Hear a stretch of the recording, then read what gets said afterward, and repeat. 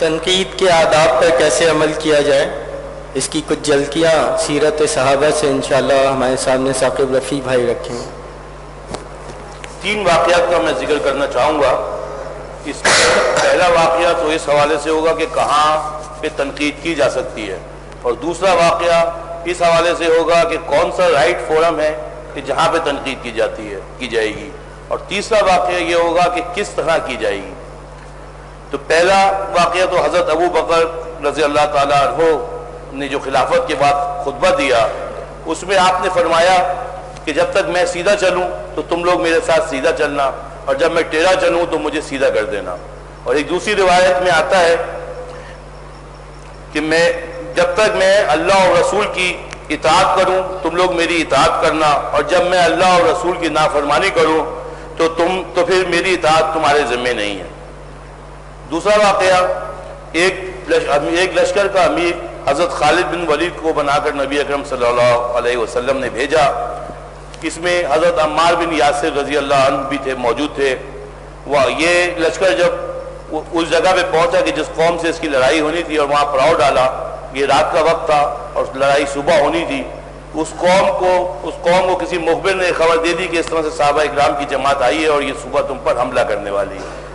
اس پر یہ قوم وہاں سے بھاگ گئی اور کسی محفوظ جگہ پہ منتقل ہو گئی، لیکن ایک خاندان اس میں سے رک گیا، اور اس نے حضرت عمار بن یاسر کو اپروچ کیا کسی طریقے سے کہ ہم اسلام لے آئے ہیں اور ہم تمہاری پناہ چاہتے ہیں۔ تو حضرت عمار بن یاسر نے ان کو پناہ دے دی۔ حضرت خالد بن ولید نے ان سے کہا کہ تم نے میری اجازت کے بغیر ان کو پناہ کیسے دی؟ تو اس پر حضرت عمار بن یاسر نے کہا کہ یہ مسلمان ہو چکے ہیں اور یہ پناہ کے حقدار ہیں۔ تو اس پر یہ کہا گیا کہ یہ معاملہ پھر نبی اکرم صلی اللہ علیہ وسلم کے سامنے پیش کیا جائے گا اور وہاں فیصلہ ہوگا۔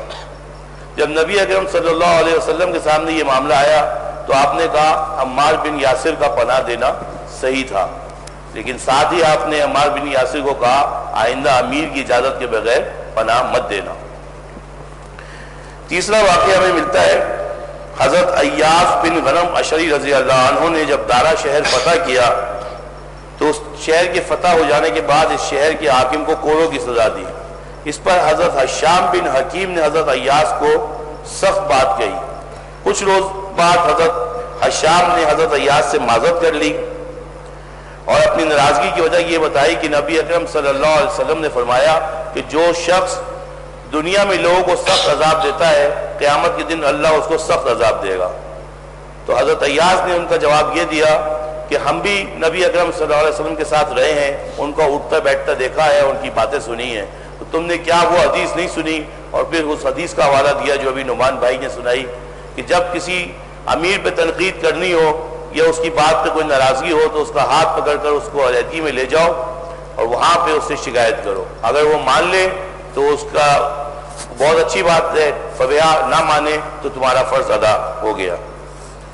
یہ 3 واقعات اس حوالے سے تھے۔ اب آگے پھر ڈاکٹر صاحب